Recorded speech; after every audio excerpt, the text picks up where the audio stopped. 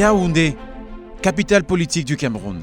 Ici, la cour des grands où siègent les institutions du pays. Cité métropolitaine chargée d'histoire, cette ville aux 7 collines baigne pourtant dans une économie informelle. Mais de plus en plus, des enseignes locales se démarquent.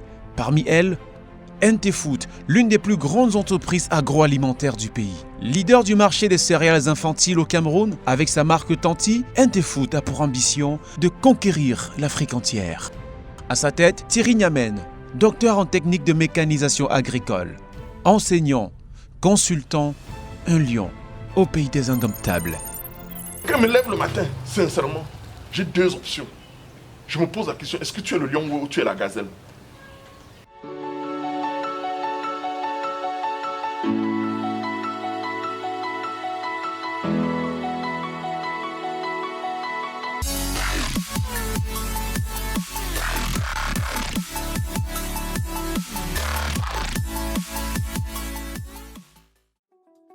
Un jour flambant neuf se lève sur Yaoundé, la ville aux 7 collines. Dans la moiteur du petit matin, un homme qui court. Il s'appelle Thierry Niamen, patron de NT-Food, entreprise de transformation des produits agricoles. Connu pour sa marque Tanti qui s'est spécialisée dans les céréales infantiles, NT-Food, c'est d'abord un manager inébranlable. L'homme creuse sa tombe avec ses dents. 20 ans après l'évolution de Tanti, on se pose des questions. Comment est-ce que je pouvais traverser toute la ville pour chercher à aller vendre une bouteille d'huile où je ne gagnais pas 100 francs? On dépense 400 francs de transport pour aller vendre, on gagne 100 francs. Mais la perte ne m'intéressait pas. C'était qu'est-ce que je mets dans la tête de quelqu'un. Pour cet ex-basketteur, né à Makenene, dans la région du centre au Cameroun, il y a environ 50 ans, le jogging matinal est déterminant pour la suite de la journée.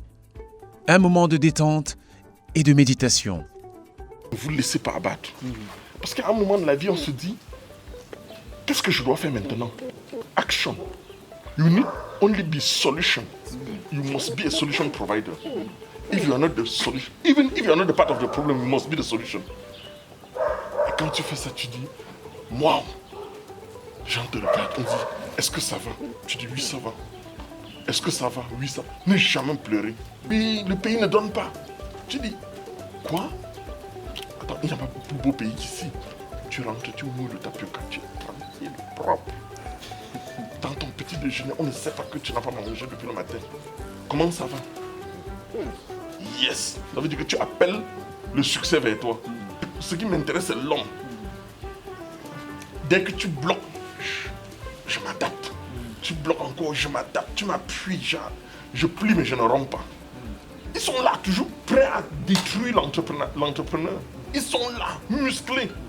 Mais comme ils donnent des coups, je dois aussi esquiver. Si une esquive, j'encaisse. Et c'est ça la vie. Et quand je me lève le matin, sincèrement, j'ai 2 options.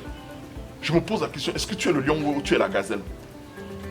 Le lion, c'est parce que j'ai faim, donc il doit aller manger.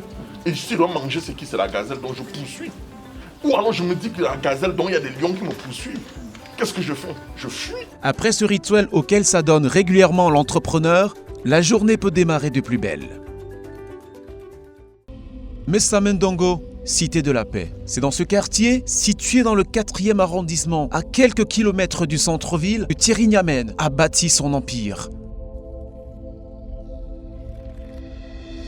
Ce matin-là, le père de Tanti a rendez-vous comme il est de coutume avec ses nombreux stagiaires. Il est question de les soumettre à une petite séance de coaching avant de les déverser dans les unités de l'entreprise.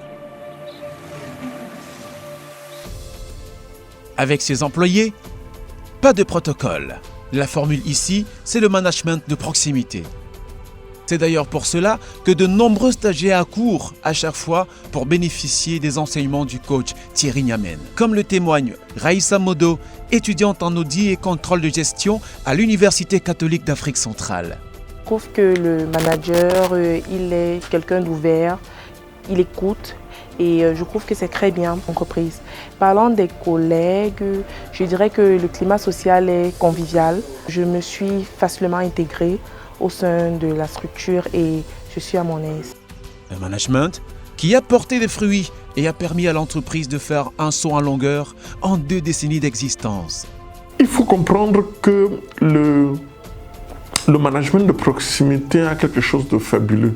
C'est que vous avez la bonne information.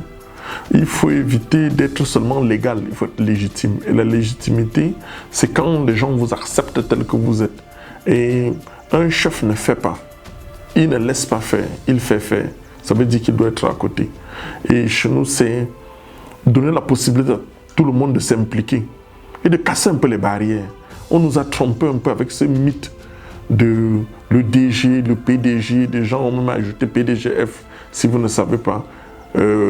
Ce qui fait que derrière cela se cache le faroteur qui est toujours avec de l'argent, comme si les gens étaient des affamés. Non, les gens ne sont pas des affamés. Tout le monde a de la valeur. Et vous ne savez pas ce qu'on gagne quand on célèbre un de ses collaborateurs. Je peux, comme on dit au quartier, Charlos avec une stagiaire. Ça ne fait pas de moi moins que rien. Je donne plutôt la possibilité d'éclore un peu son génie.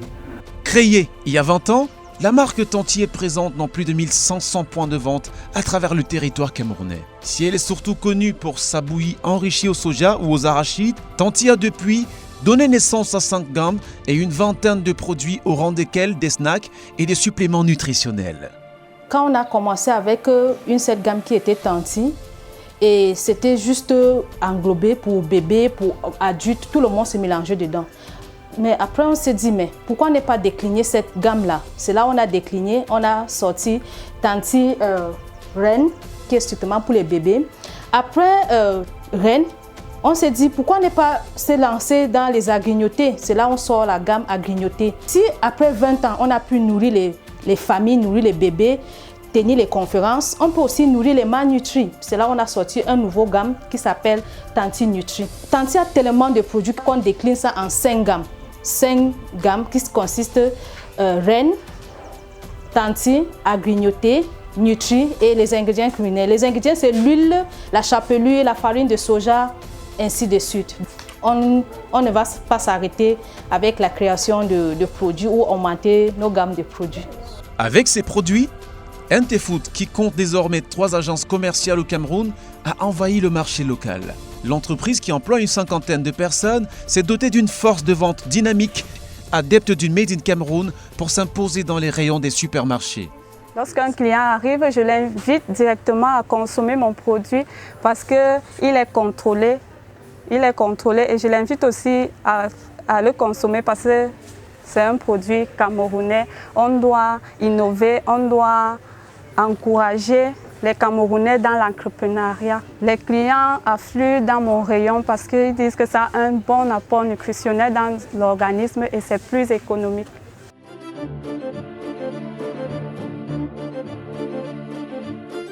Petite incursion dans cette unité de conditionnement des produits Tanti.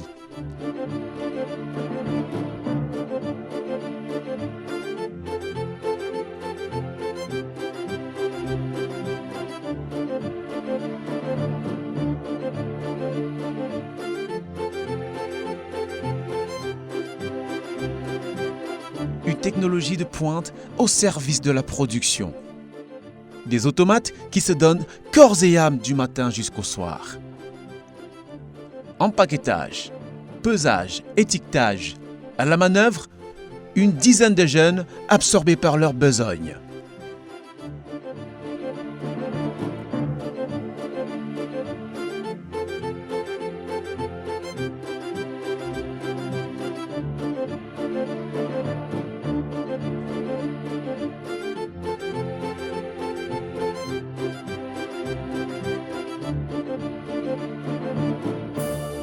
Si l'entrepreneur a davantage misé sur la qualité des produits, l'emballage aussi n'est pas à négliger.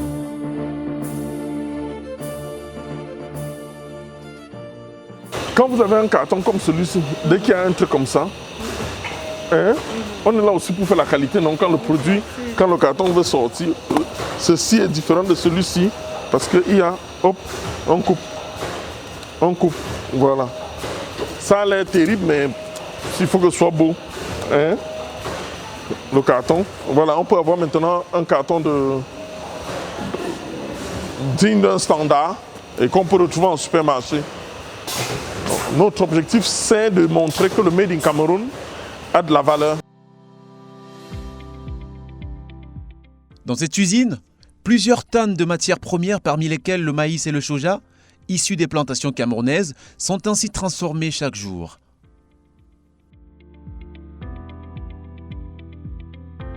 Nous sommes ici dans notre unité de conditionnement dont nos matières premières sont locales, c'est-à-dire qui viennent du Grand Nord, tous les bassins de production.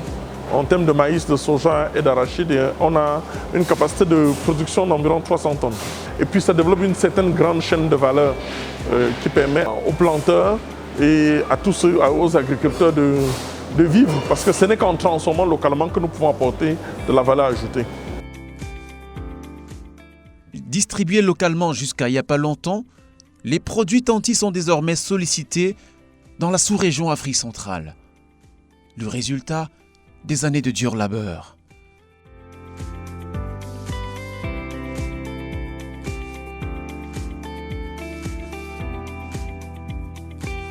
Au niveau de la sous-région, nous avons une commande là qui va vers le Congo. Nous sommes en train d'aller pas à pas et on estime que nous allons faire un pas, gagner le pas pour pouvoir conquérir de nouveaux marchés parce que notre vision reste là, être une référence dans la transformation des produits agricoles en Afrique centrale. J'espère qu'on y arrivera.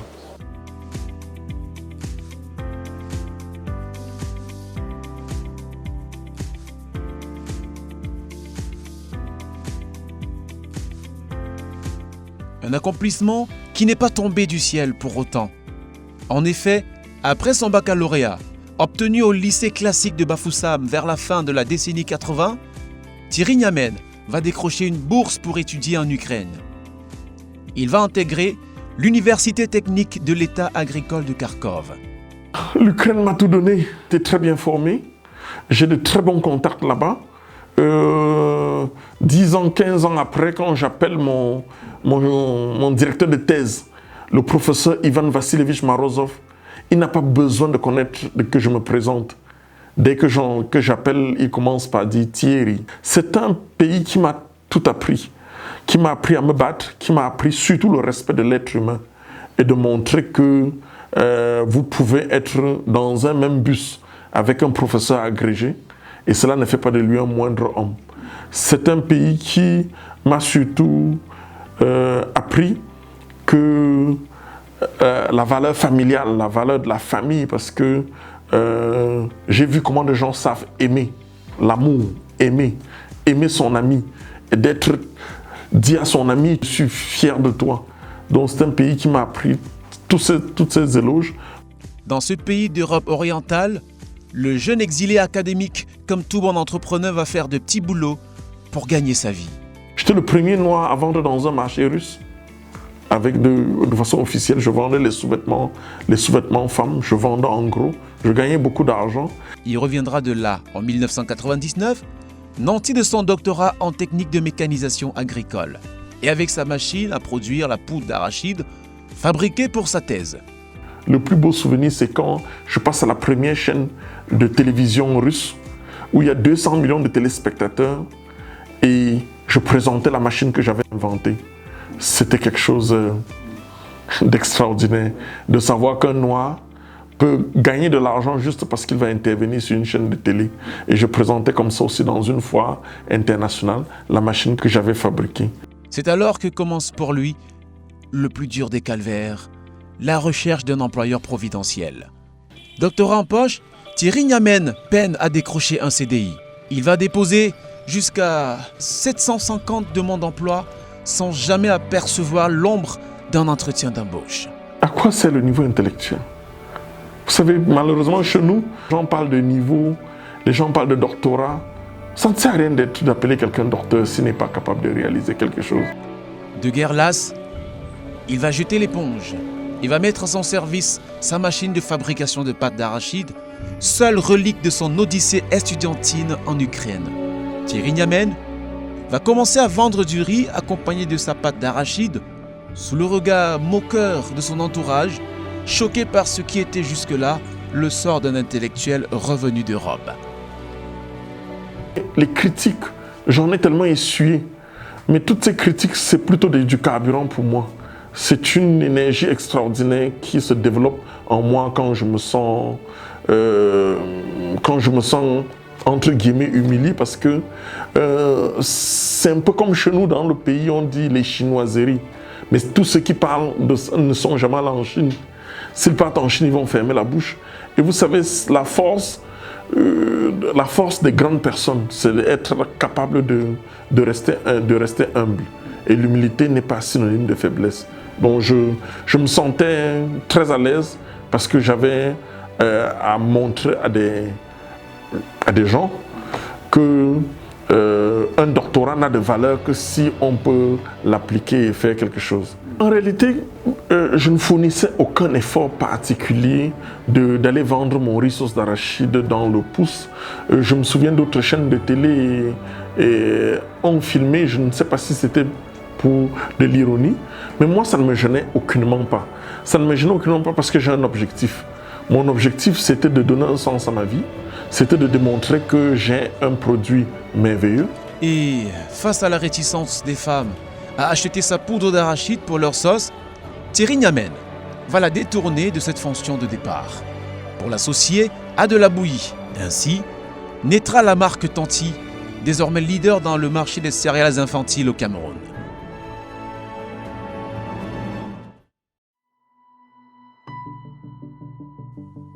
Marché central de Yaoundé, l'un des plus grands de la capitale. Tout a commencé dans le tumulte de cet espace marchand aux allures de bidonville. Ici, on ne tarit pas d'éloges pour cet entrepreneur jusqu'au boutiste qui a su construire un pont entre son rêve et la réalité avec force et courage. Lui, c'est André Kamois, l'un des premiers clients de Thierry Niamen. Il se souvient l'avoir régulièrement vu arpenter les couloirs de ce marché pour proposer sa trouvaille aux éventuels clients. Ce sont ces débuts qui m'ont un peu intéressé. C'est parce que bon, c'est un bonhomme. Lorsqu'il a commencé, il vendait dans les seaux ici. Il nous vendait dans il mesurait dans les gobelets à 50 francs et on prenait. Au début ça n'avait l'air de rien. Bon, lorsqu'on le voyait, on ne croyait pas que... Parce que lorsqu'on voit ça aujourd'hui, ça a vraiment explosé. Ça, c'est une progression qui a été vraiment éloquente. Ça, c'est parce que, du plus petit vendeur qu'il était, il est une cause industrielle aujourd'hui. Le problème nous a vraiment beaucoup ému, non?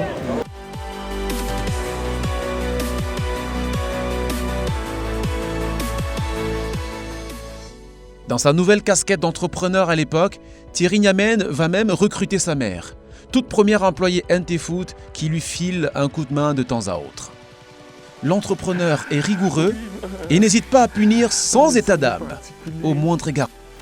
Vous savez, mon premier employé, c'est ma mère. Je suis fils unique à ma mère et je crois que c'est une femme qui m'a tout donné. Et c'est avec beaucoup d'émotion, s'il faut m'adresser à elle, je voudrais lui dire combien de fois je l'aime. Non seulement je l'aime, mais qu'elle a tenu ma main dès les premiers jours de la vie, mais aussi les premiers jours de mon entrepreneuriat, parce que elle venait m'aider à travailler, à trier les arachides dans la ville de Douala, parce qu'elle me donnait un coup de main. Mais malheureusement, j'avais commis, je ne sais pas si c'était une faute, elle a manqué le travail en allant à la tontine plusieurs fois. Je lui ai donné 8 jours de mise à pied pour absence injustifiée. Je n'avais même pas encore d'imprimante, j'ai écrit ça avec le stylo.